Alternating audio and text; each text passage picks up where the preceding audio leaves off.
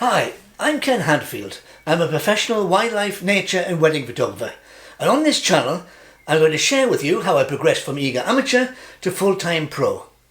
I'm going to share my techniques and lots of hints and tips to help you capture and process winning photographs that will attract attention, not only from followers and friends on social media, but competition judges and perhaps even commercial photo editors.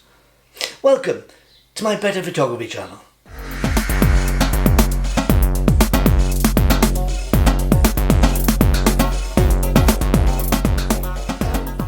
I consider myself extremely lucky to be able to earn a living doing something that I really enjoyed as an amateur. At first, photography filled my time in as a hobby, but then trying to find a way to make better shots began to consume me. I got enormous pleasure learning my craft, working hard to capture better and better images that allowed me to advance my skills to a point where I was able eventually to turn pro. Since then, my work has featured in newspapers, magazines and countless internet media downloads.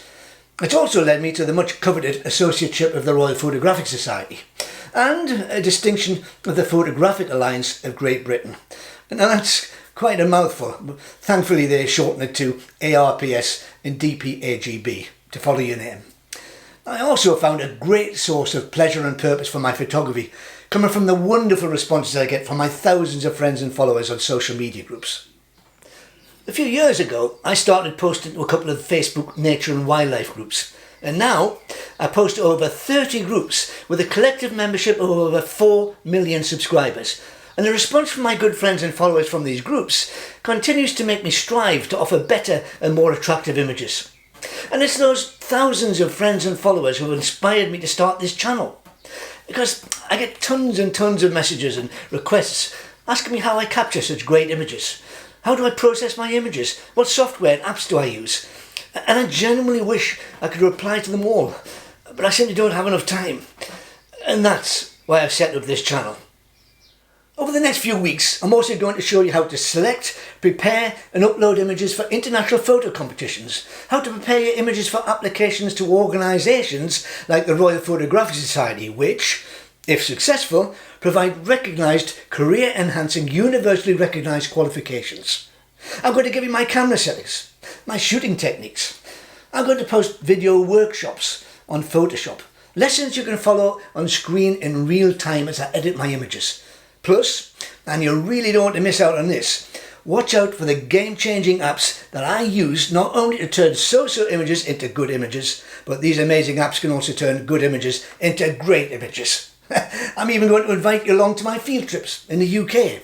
And when the borders open, you can come along with me to Africa, Florida, Texas, Colorado. And there's also a much anticipated return to Costa Rica, all planned in the future. You'll get to share my experiences, good or bad, because sadly, not all days are great as a pro. Now I'm going to make a controversial statement. Photography is easy. In fact, photography is very easy. Now why would I say that? Well, let's look back to when I was a boy. If you were lucky to have a camera, you'd take a trip to the chemist to buy a roll of film. You then stuck it in the back of the camera, no questions about ideal ISO or settings, well, unless you were a keen hobby photographer. And then millions of us clicked away, usually at special events like Christmases or birthdays, plus the usual holiday snaps of course, all at a fixed f8 aperture.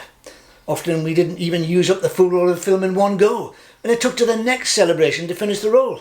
Sometimes months later, you then took the roll of film to the chemist for developing and waited for a week or so, excitedly waiting to see the prints, because quite often you couldn't even remember what you'd photographed in the first place. Nowadays, it's almost too easy. Pretty much everyone has a high-quality HD camera sitting in their pocket, ready to shoot in an instant.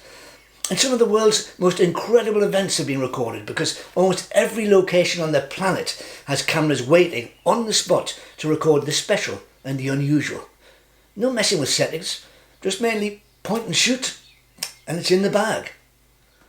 So my statement is broadly true, because there are literally millions of amateur photographers who just happen to be in the right place at the right time, grabbing headline-worthy photographs and videos, which in turn makes it extremely difficult for professionals to catch the eye of picture editors.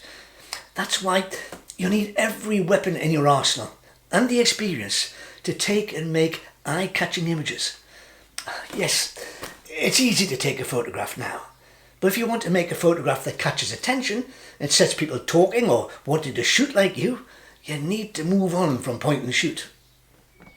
And it all starts in the next video on this channel. I'll be starting from scratch, giving you all the information you need to get out of those automatic settings. By doing this, it will eventually transform your photography and open up a whole new world of possibilities. So make sure you click that subscribe button below so you don't miss out on future videos. Next time, in my first video, I'll start with a basic understanding of the exposure triangle, as I explain, in the simplest terms I can, the main elements that affect the exposure of your photography: aperture, shutter speed and ISO, and the way that those elements work together to provide a perfect exposure. This is the question I am most asked, and probably the most urgent to be answered, because a basic understanding of these settings is vital if you want to get the best out of your camera. And I don't really want this just to be a channel where I preach information without having some interaction with my subscribers. So why don't you send me your questions, things you'd like to raise about your photography, whether it's camera settings, shooting techniques, or post-processing advice. If I get enough questions about a particular subject, I'll make a detailed video explaining or real-time demonstrating the answer. Also, at the end of each video, I intend to pick and answer viewers' questions to finish. So if you have any questions, please use the email link shown below, and I'll let you know of your questions to be featured. But before I go, I'd like to give some good advice to anyone watching who is still using automatic camera settings, or those who have tried to go semi-automatic or manual but given up. You need to know your camera settings and how to change them instantly to be a successful photographer. We start with the basics in the next video, but to use this advice, you'll need to have an understanding of your camera settings. So, before the next video, if you're not familiar with the basic settings, then have a look on YouTube and search for your camera model. Someone somewhere will almost certainly have produced a guide to your settings. But don't just sit there and stare at the screen, hoping the information will stick. Be proactive. Sit with the camera in your hand and try finding and changing the settings, pausing the video if necessary, until you know exactly where to go to make those changes. So to prove my point, here's a little analogy. Now let's say you're sitting in an aeroplane at 30,000 feet when the pilot makes an announcement saying there happens to be a problem in the cockpit and we are rapidly losing height, but you're not to worry because he knows what at least 50% of the switches and dials do, and he's got a fair idea what 25% of the remaining switches do, and as for the last 25%, don't panic because he's got a manual with some instructions somewhere. Now, that's all called comfort if you're heading towards the ground at 500 miles an hour. The pilot needs to know exactly what to press instantly to recover the situation where disaster is inevitable. And wildlife photography is a little bit like that. If you see an animal or a bird out of the corner of your eye, you usually only have a few seconds or less to react, or the shot's gone. The more familiar you are with the settings on your camera, the better photographer you'll become. There is no shortcut, even with the latest cameras with the best technology.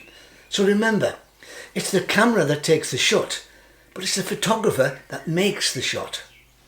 You need to learn how to make changes without thinking, just like learning the piano. When you start out, you have to look where the fingers land and where to place each finger. It's awkward, difficult and tiresome to master. But with practice, your fingers reach for the controls without having to think about it. You develop muscle memory, and after a while, you make the changes without thinking at all. As a wildlife photographer, if you have to think about how to change your settings or to check a manual or a cue card, the shot's gone. It's as simple as that. Well, I should know, but I have a very large collection of animal rear end images.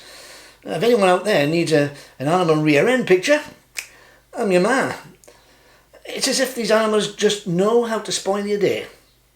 So rule number 1 is become very familiar with your equipment before you step out of the door for any type of photography.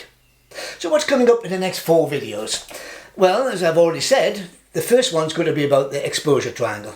I'll be explaining ISO, aperture and shutter speed, and this is available to view now on the channel. In the second video, setting up a garden feed station. This is where we can practice all we've learned in the first video. I'll be building a feeding station from scratch in my own garden, showing you the best setup to attract more birds and where to set up to get the best photography. The third video is going to be a field trip. Now, I'm very lucky to live just minutes from the beautiful North Yorkshire Moors National Park. So join me. It's in full breeding season at the moment as I try to capture the wonderful wildlife living in this spectacular park. The fourth video will be a tour of my Photoshop setup, including details of the apps I use to enhance my images, including the 3 incredible game-changing apps that have changed my workflow and allow me to revive previously unusable images into publishing quality images. Now you really don't want to miss this one. So join me, it's free, supplied in bite-sized portions with something for everyone. And remember, you have nothing to lose and everything to gain. Now if you like what you hear, why don't you join the community? Hit the subscribe button as we all start on this journey together. See you next time on the Better Photography channel.